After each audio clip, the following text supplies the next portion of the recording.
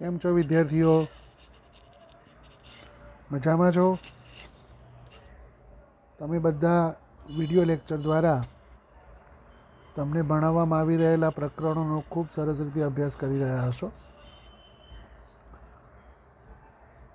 તમે બધા જાણો છો કે વિડિયો લેક્ચર દ્વારા બહુ સરસ રીતે આપણે ભણી શકીએ છીએ અને તેના માટે જ આ માધ્યમથી તમને તમારા પ્રકરણના એક પણ દાખલાને છોડ્યા સિવાય બધા જ દાખલા બહુ સરસ રીતે આપણે સમજાવી રહ્યા છીએ. ગઈ વખતના વિડિયો લેક્ચરમાં તમારા પહેલાં સ્વાધ્યાય એટલે કે શેર મૂડીના વ્યવહારોમાં દાખલા નંબર 17 ને આપણે બહુ સરસ રીતે સમજ્યા હતા. હવે એ જ પ્રક્રિયાને આગળ વધારતા દાખલા નંબર 18ને આપણે ગણવાનો પ્રયત્ન અહીંયા કરીએ. કોઈ પણ શેર મૂડીનો દાખલો જો તમારે ગણવો હોય તો સૌથી પહેલાં તેનો સારાંશ તમારે એક અલગથી તારવી લો તો તમને ખ્યાલ આવે કે આ દાખલામાં આપણે કઈ પ્રક્રિયા કરવાની છે. તો ચલો ત્યારે આજે આપણે શરૂ કરીએ તમારું શેર મૂડીના વ્યવહારો એકાઉન્ટ ભાગ 2નું પહેલું ચેપ્ટર અને તેમાં દાખલા નંબર 18. તો પહેલાં તમારે આ રીતે એક વર્ગીકરણ કરવાનું છે કે કપૂર મીડિયા લિમિટેડ 10 રૂપિયાની મૂળ કિંમત એવા 1,20,000 ઇક્વિટી શેર માર્કેટમાં વેચવા માટે બહાર મૂકે છે.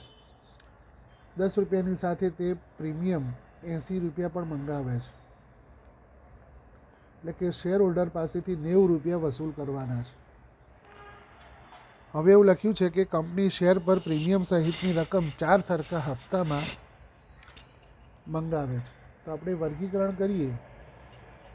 4 સરખા હપ્તા એટલે પહેલો હપ્તો અરજીનો, પછી મંજૂરી, પ્રથમ હપ્તો અને છેલ્લો હપ્તો. એમાં મૂળ કિંમત અને પ્રીમિયમ 2 રૂપિયા ને 50 પૈસા દરેકમાં મૂળ કિંમત મંગાવે છે કારણ કે 10 રૂપિયા છે, અને 80 રૂપિયા એટલે દરેકમાં 20 રૂપિયા પ્રીમિયમ મંગાવે છે એટલે કુલ 80 રૂપિયા. આનો અર્થ કે દરેક હપ્તો 22 રૂપિયા ને 50 પૈસાનો થશે. આ બહુ અગત્યનો દાખલો છે. તો 22 રૂપિયા ને 50 પૈસાનો દરેક હપ્તો કંપની મંગાવે છે. તમને 1,60,000 શેર માટે અરજી મળી છે એવું બતાવ્યું છે. અરજી મળી 1,60,000 પર, એટલે કે વધારાના 40,000 તમારે પરત કરવાના છે. ત્યાર પછી એવું લખ્યું છે કે 4,000 શેર ધરાવનાર શાહિદ પોતાના શેર પર પ્રથમ અને છેલ્લો હપ્તો ભરી શક્યો નથી.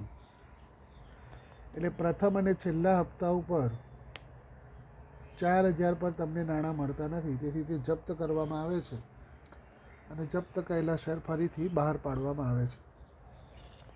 તો આપણે આ બધી વિગતોને ધ્યાનમાં લઈને દાખલાની શરૂઆત કરીએ. શેર મૂડીની આમનોંધ.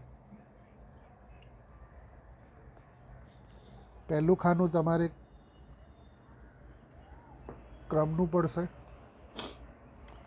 એટલે પહેલાં આપણે ક્રમ, પછી વિગત, ખાતા વહી પાન નંબર, ઉધાર રકમ રૂપિયા અને જમા રકમ રૂપિયા. આ પ્રમાણે તમારે ખાના દોરવાના છે અને આપણે હવે દાખલો ગણવાની શરૂઆત કરીએ.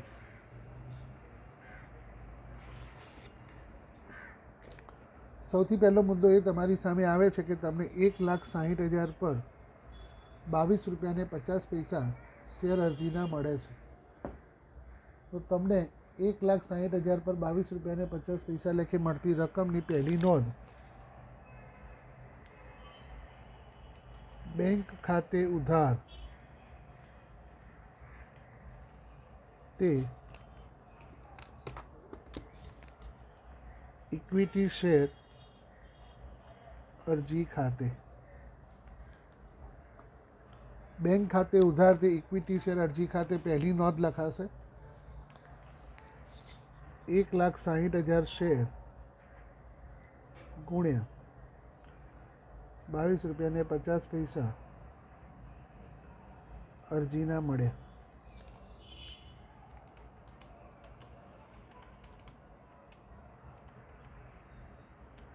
₹1,60,000 ગુણ્યા 22.5 તમને 36 લાખ રૂપિયા મળે છે.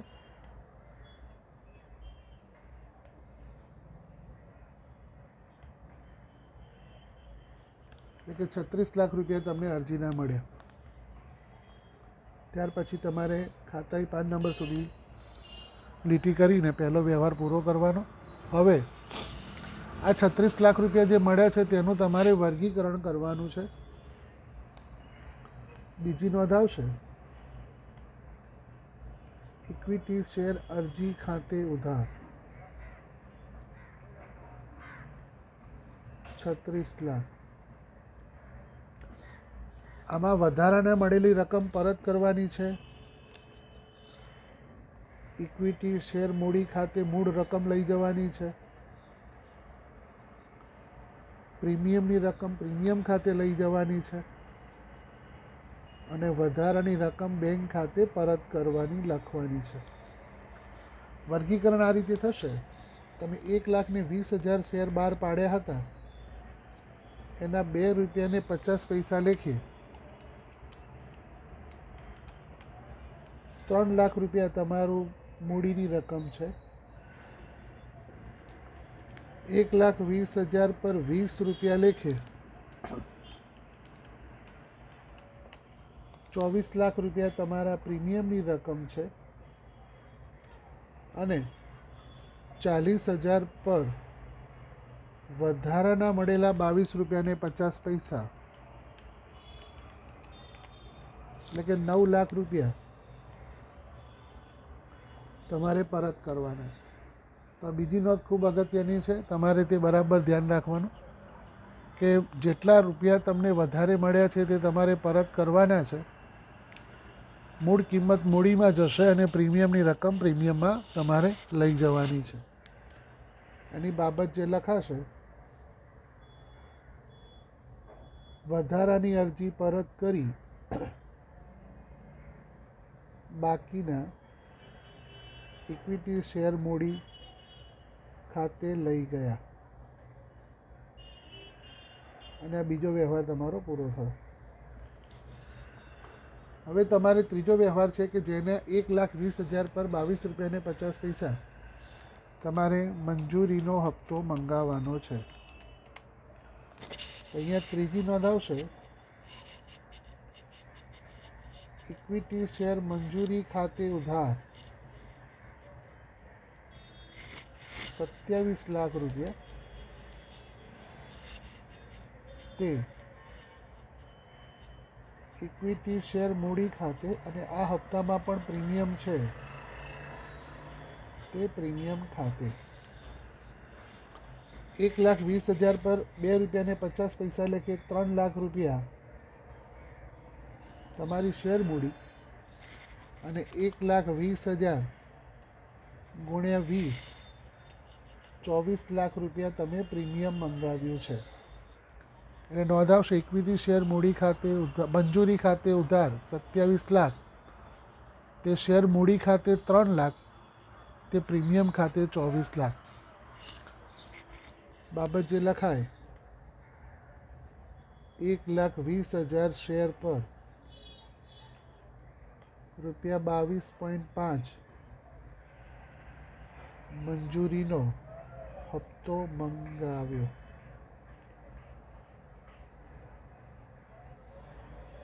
આ બીજી નોંધ થઈ. હવે તમને સ્પષ્ટ કહ્યું છે કે મંજૂરીનો હપ્તો તો તમને મળી જાય છે એટલે પૂરેપૂરા તમને 27 લાખ રૂપિયા મળે છે. એટલે નોંધ આવશે બેંક ખાતે ઉધાર 27 લાખ તે ઇક્વિટી શેર મંજૂરી ખાતે 27 લાખ. આની બાબત જે લખાય ઇક્વિટી શેર મંજૂરીની રકમ મળી.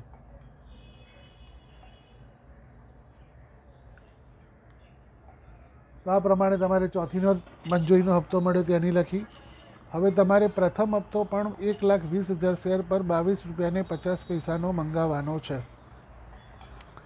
તો પ્રથમ હપ્તો મંગાવવાની નોંધ આપણે કરીશું. ઇક્વિટી શેર પ્રથમ હપ્તા ખાતે ઉધાર તે ઇક્વિટી શેર મૂડી ખાતે તે પ્રીમિયમ ખાતે 1,20,000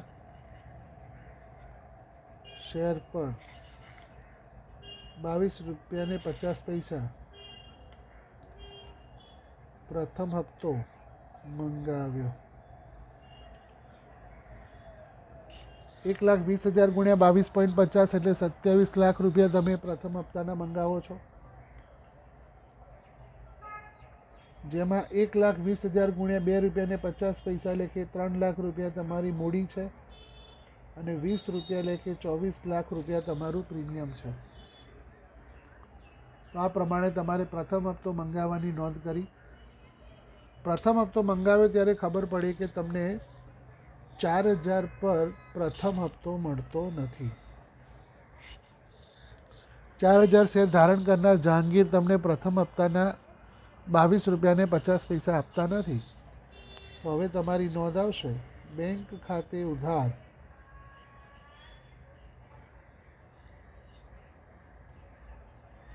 બાકી પ્રથમ હપ્તા ખાતે ઉધાર તે ઇક્વિટી શેર પ્રથમ હપ્તા ખાતે. તમે 27 લાખ રૂપિયા મંગાવ્યા હતા. આપણે જોઈએ તો 4,000 પર 22 રૂપિયા 50 પૈસા લેખે 90,000 રૂપિયા તમને મળતા નથી. એટલે 90,000 રૂપિયા અહીંયા ઉધાર લખાશે.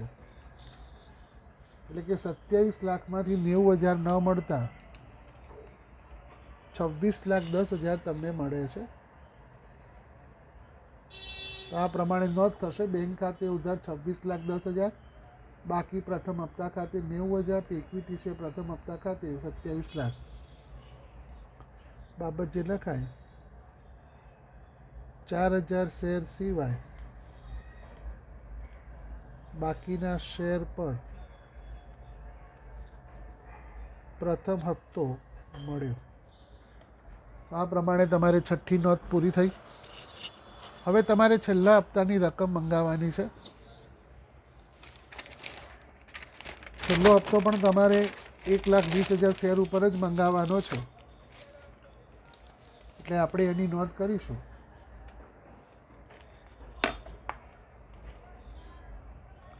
આમાં સરવાળો આગળ લઈ જવા એવું કંઈ કરવાની જરૂર નથી. નંબર 7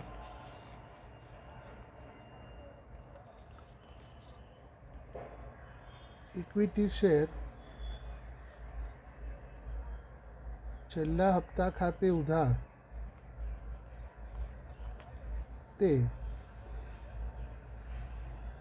ઇક્વિટી શેર મૂડી ખાતે તે શેર પ્રીમિયમ ખાતે 1,20,000 શેર ગુણ્યા 22 રૂપિયા 50 પૈસા છેલ્લો હપ્તો મંગાવ્યો. 1,20,000 પર 22 રૂપિયા 50 પૈસા એટલે કે છેલ્લો હપ્તો મંગાવ્યો. એની નોંધ. રકમ તમારી 27 લાખ રૂપિયા જ આવશે.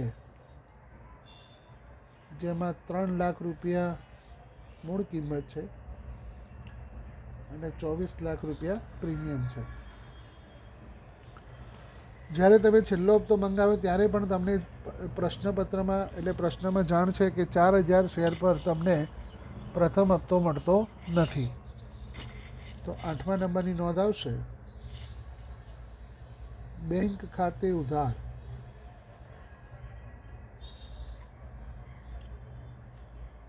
બાકી છેલ્લા હપ્તા ખાતે ઉધાર તે ઇક્વિટી શેર છેલ્લા હપ્તા ખાતે 27 લાખ રૂપિયા તમે મંગાવેલા 4,000 પર 22 રૂપિયાને 50 પૈસા લેખે 90,000 તમને મળતા નથી, એટલે કે 26,10,000 રૂપિયા તમને મળે છે. આ પ્રમાણે તમારે છેલ્લા હપ્તામાં જે નથી મળતા તેની સાથેની નોંધ થઈ. બાબત જે લખાશે 4,000 શેર સિવાય બાકીના શેર પર છેલ્લો હપ્તો મળ્યો.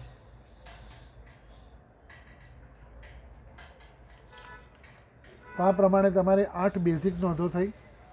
હવે જે 4,000 શેર પર આપણને પ્રથમ અને છેલ્લો હપ્તો નથી મળ્યો તેના કારણે તે 4,000 શેર કંપની જપ્ત કરે છે. તમારે એ જોવાનું કે એ 4,000 પર કંપનીએ મૂળ કિંમત કેટલા રૂપિયા મંગાવેલી છે. તો આ દાખલામાં 10 રૂપિયા સુધી કંપનીએ હપ્તા મંગાવ્યા છે અને તે જપ્ત કરે છે, એટલે તે જપ્ત કરવાના 4,000ની મૂળ કિંમત 10 રૂપિયા થશે. સાથે સાથે તમારે એ પણ વિચારવાનું છે કે આ જે 4,000 શેર છે તેના ઉપર પ્રથમ હપ્તા વખતે 20 રૂપિયા પ્રીમિયમ અને છેલ્લા હપ્તા વખતે 20 રૂપિયા પ્રીમિયમ પણ તમને મળ્યું નથી. 10 રૂપિયા મૂળ કિંમત સુધી કંપનીએ હપ્તા મંગાવ્યા છે, સાથે સાથે પ્રથમ હપ્તા વખતે 20 રૂપિયા અને છેલ્લા હપ્તા વખતે 20 રૂપિયા પ્રીમિયમ પણ તમને મળેલું નથી. આ બંને વિગતોને ધ્યાનમાં લઈને તમારે શેર જપ્તીની આમનોંધ લખવાની છે. તો પૂરેપૂરું ધ્યાન આપજો. જપ્તી વખતે મૂળ કિંમત સાથે ઇક્વિટી શેર મૂડી ઉધાર થશે, એટલે લખા ઇક્વિટી શેર મૂડી ખાતે ઉધાર. તમારી સમજણ માટે લખું છું 4,000 ગુણ્યા 10 40,000.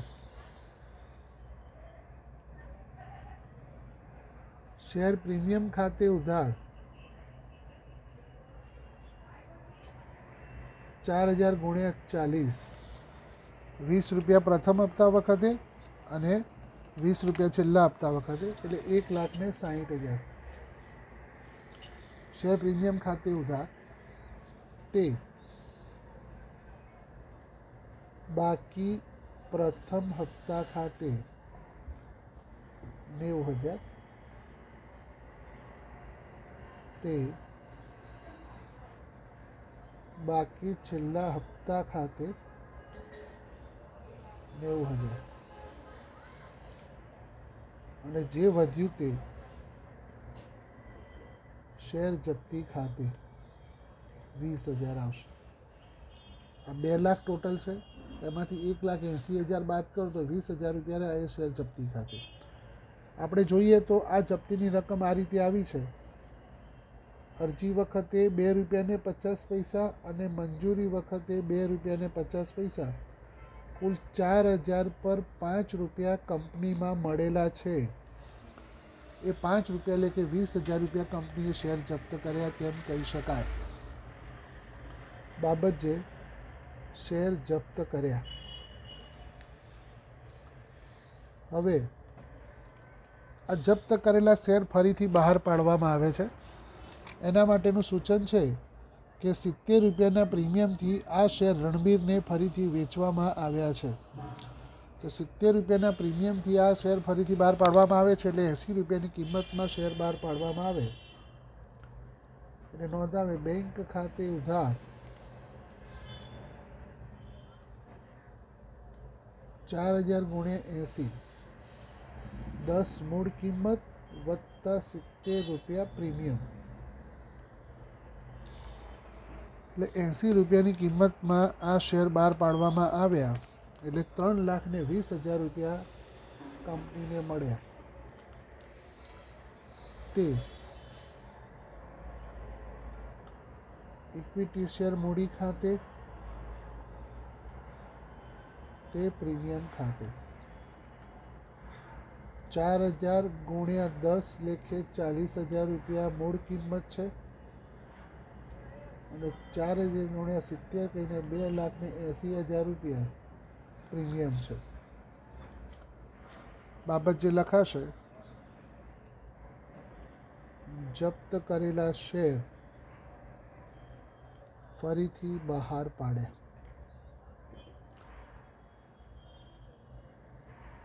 જ્યારે આપણે શેર જપ્ત કર્યા હતા ત્યારે 20,000 રૂપિયા જપ્તીનો આપણને ફાયદો થયો હતો. એ જપ્ત કરેલા શેર જ્યારે ફરી બહાર પાડવામાં આવ્યા તો કોઈ જ પ્રકારનું નુકસાન થતું નથી, ફરીથી પણ ફાયદો જ થાય છે. એટલે એ જપ્તીની રકમ પૂરેપૂરી આપણા ત્યાં બચે છે, જે કંપની માટે મૂડી નફો છે. ને કંપની એ મૂડી નફો મૂડી અનામત ખાતે લઈ જશે. એટલે છેલ્લી નોંધ લખાશે, શેર જપ્તી ખાતે ઉધાર 20,000 તે મૂડી અનામત ખાતે 20,000. બાબત જે લખાય, શેર જપ્તીની રકમ મૂડી અનામતમાં લઈ ગયા. અને આ પ્રમાણે તમારો દાખલો પૂરો થશે. છેલ્લે તમારે સરવાળો કરવાનો. તો મને લાગે છે તમને બહુ સરસ રીતે આ દાખલામાં સમજ પડી હશે. સાથે સાથે તમને સૂચના આપી છે કે જામીનગીરી પ્રીમિયમ ખાતું પણ બનાવો. તો આપણે જામીનગીરી પ્રીમિયમ ખાતું બનાવીએ. કોઈ પણ ખાતાની બે બાજુ હોય તો એને આપણે નોંધ કરવાની છે.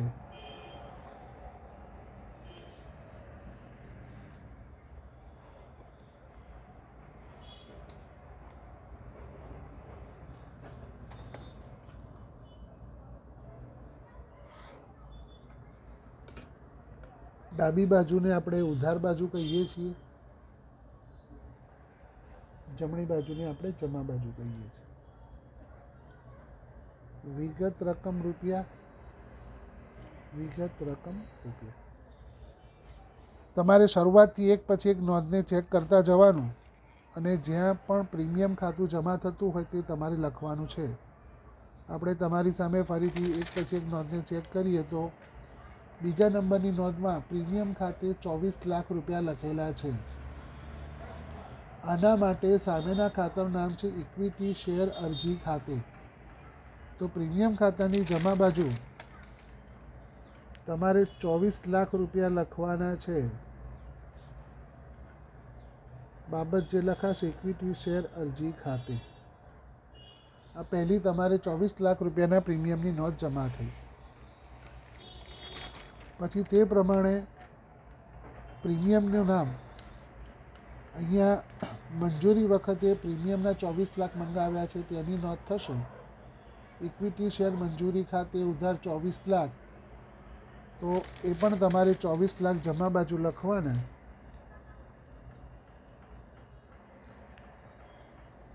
ઇક્વિટી શેર મંજૂરી ખાતે. ત્યાર પછી પ્રથમ હપ્તા વખતે પણ 24 લાખ રૂપિયા પ્રીમિયમની નોંધ તમારે જમા કરેલી છે. એટલે કે આમ નોંધ ઉપરથી પ્રીમિયમના ખાતામાં પ્રીમિયમની નોંધની ખતવણી કરવાની છે. તો 24 લાખ રૂપિયા પ્રીમિયમના જમા કર્યા છે, તો એ 24 લાખ રૂપિયા પણ તમારે જમા થશે. ઇક્વિટી શેર પ્રથમ હપ્તા ખાતે.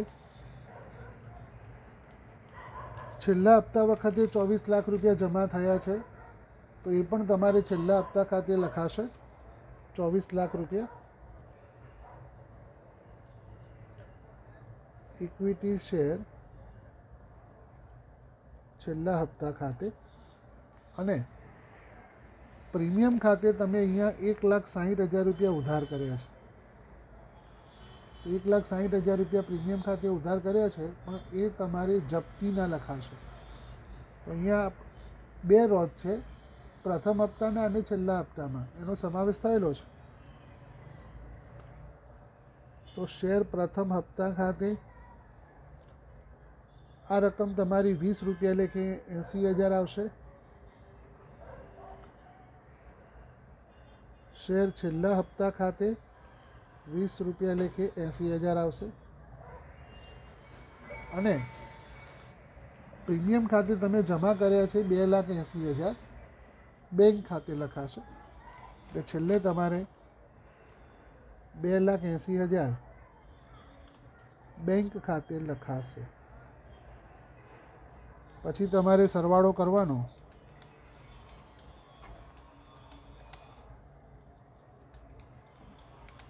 ટોટલ આ તમારું 98,80,000 આવે છે.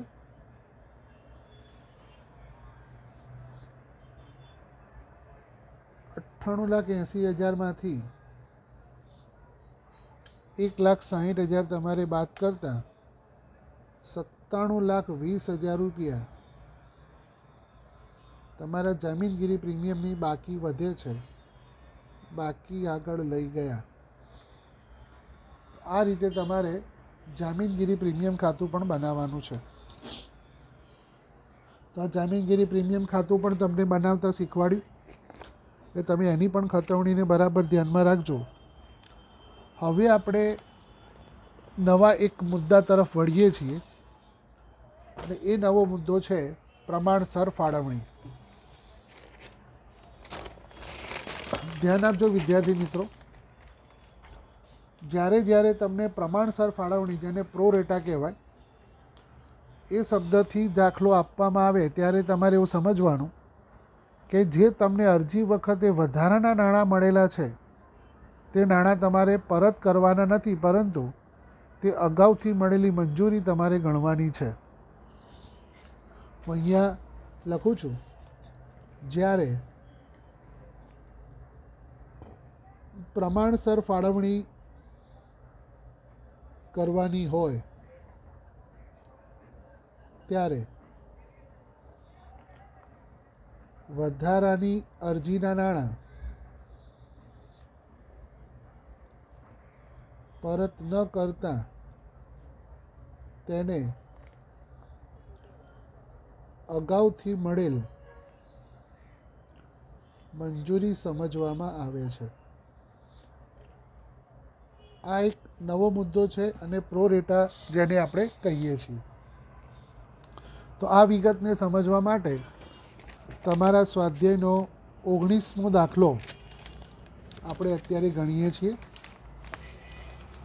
દાખલા નંબર 19માં જે વિગતો આપી છે એનું સારાંશ આપણે કાઢીએ તો શીતલ ઇલેક્ટ્રોનિક્સ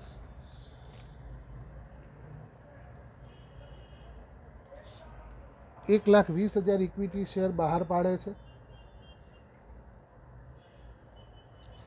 જે દરેકની 10 રૂપિયા મૂળ કિંમત છે. 1,20,000 ઇક્વિટી શેર 10 રૂપિયાની મૂળ કિંમતના કંપની બહાર પાડે છે. હવે એવું લખ્યું છે કે રકમ આ પ્રમાણે મંગાવે છે. અરજી વખતે 3, મંજૂરી વખતે પણ 3 અને હપ્તા વખતે 4, કુલ 10 રૂપિયા આ રીતે કંપની મંગાવે છે. કંપનીને અરજી મળી છે 1,80,000. 1,80,000ની અરજી મળી, જે પ્રમાણે તેની ફાળવણી નીચે પ્રમાણે કરી છે. જુઓ, ધ્યાન આપજો. 48,000ના શેર મંજૂર કર્યા. ત્યાર પછી 36,000ને મંજૂર ન કર્યા અને 96,000માંથી 72,000 મંજૂર કર્યા.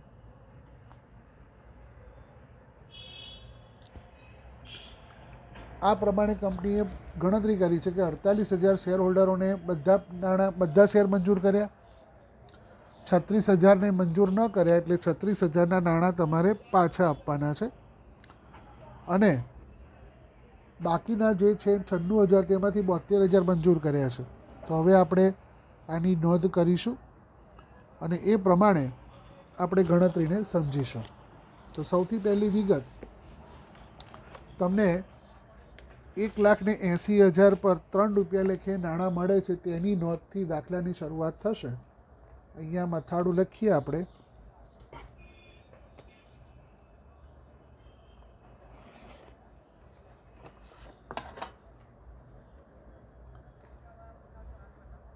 શેર મૂડીના વ્યવહારો. પહેલા ક્રમ, પછી વિગત, ખાતાઈ પાન નંબર, ઉધાર રકમ રૂપિયા અને જમા રકમ રૂપિયા. પહેલો ક્રમ આ રીતે લખાશે કે 1,80,000 પર તમને 3 રૂપિયા લેખે અરજીના નાણાં મળે છે. એટલે પહેલી નોંધ આવશે, બેંક ખાતે ઉધાર તે ઇક્વિટી શેર અરજી ખાતે 1,80,000 શેર ગુણ્યા 3 રૂપિયા અરજીના મળ્યા. 5,40,000 રૂપિયા તમને મળે છે.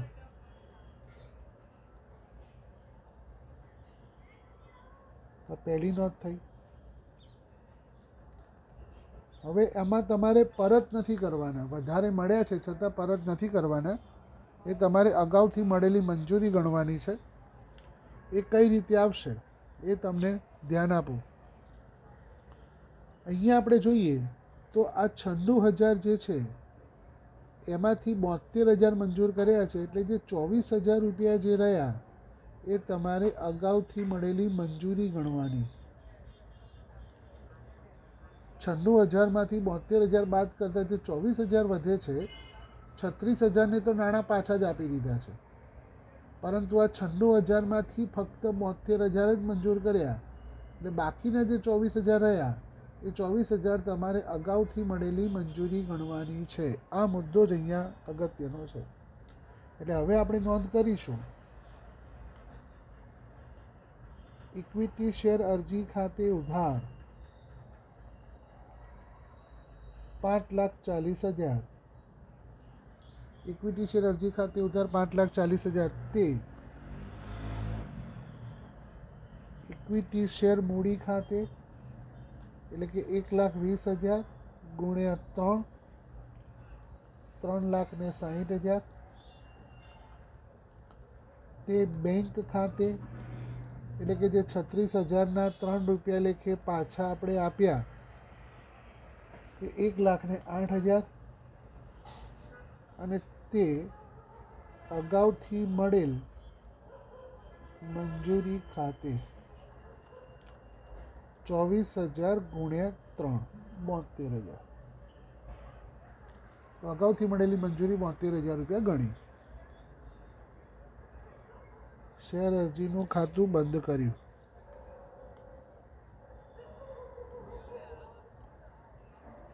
હવે તમારે મંજૂરીનો હપ્તો મંગાવવાનો છે, પરંતુ મંજૂરીનો હપ્તો મંગાવતી વખતે તમારે ધ્યાન રાખવું પડે કે તમને પહેલેથી 72,000 રૂપિયા તો મળી ગયા છે અને મંજૂરી વખતે તમારે 3 રૂપિયા મંગાવવાના છે 1,20,000 શેર પર.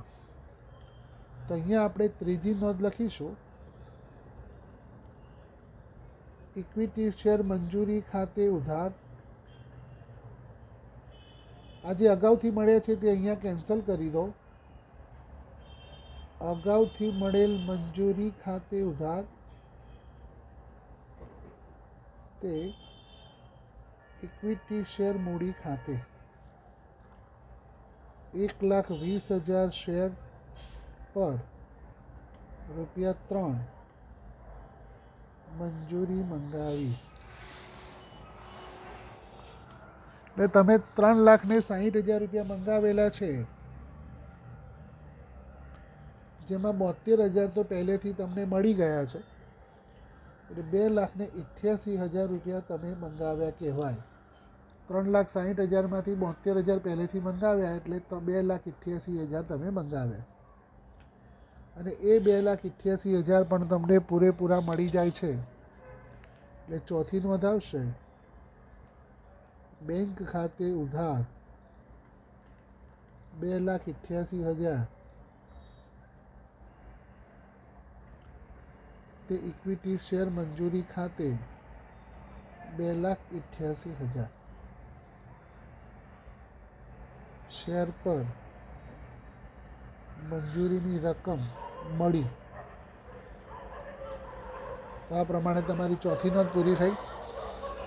હવે પાંચમી નોંધ છે, જેમાં તમે 1,20,000 પર 4 રૂપિયા લેખે હપ્તો મંગાવો છો. ઇક્વિટી શેર હપ્તા ખાતે ઉધાર તે ઇક્વિટી શેર મૂડી ખાતે 1,20,000 શેર ગુણ્યા 4 રૂપિયા હપ્તો મંગાવ્યો. 1,20,000 ગુણ્યા 4 કરો એટલે 4,80,000 રૂપિયા તમે મંગાવો છો. એટલે 4,80,000 રૂપિયાનો તમે હપ્તો મંગાવ્યો અને આ હપ્તો પણ તમને મળે છે. એટલે એની નોંધ આવશે બેંક ખાતે ઉધાર 4,80,000 તે ઇક્વિટી શેર હપ્તા ખાતે 4,80,000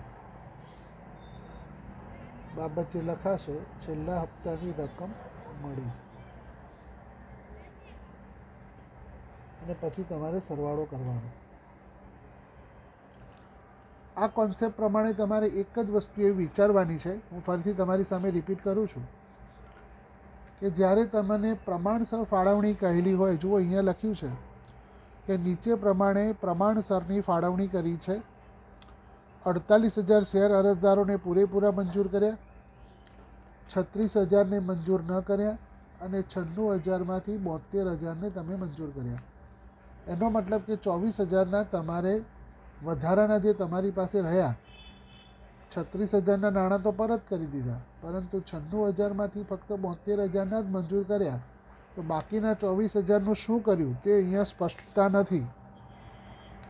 તો એ 24,000 રૂપિયા તમારી અગાઉથી મળેલી મંજૂરી ગણવાની છે. એટલે કે તમને મંજૂરીનો અગાઉથી હપ્તો મળી ગયો છે તેમ ગણીને તે નાણાં મંજૂરી વખતે તમારે મંગાવવાના નથી એમ સમજીને તમારે વ્યવહાર કરવાનો છે. તો એ પ્રમાણે આ મુદ્દાને આપણે અહીંયા સમજવાનો છે અને આ દાખલાને આ રીતે તમારે ગણવાનો છે. દાખલો ગણતી વખતે ખાના વ્યવસ્થિત પેન્સિલથી દોરવાના. સ્પષ્ટ રીતે ખાના દોરશો અને આ રીતે બાબતજી સાથે નોંધ કરશો તો તમે 100% આ ચેપ્ટરમાંથી પૂરેપૂરા માર્ક્સ બોર્ડમાં મેળવી શકશો. વિદ્યાર્થી મિત્રો, પ્રમાણસર ફાળવણી એ એટલા માટે અગત્યની છે કારણ કે એના પ્રમાણેની જ બાબત જે આગળ પૂછાતી હોય છે. તો આ પ્રમાણે આજે આપણે જે 2 દાખલા શીખ્યા છીએ તેને તમે સરસ રીતે સમજીને તમારી નોટમાં તેની નોંધ રાખજો.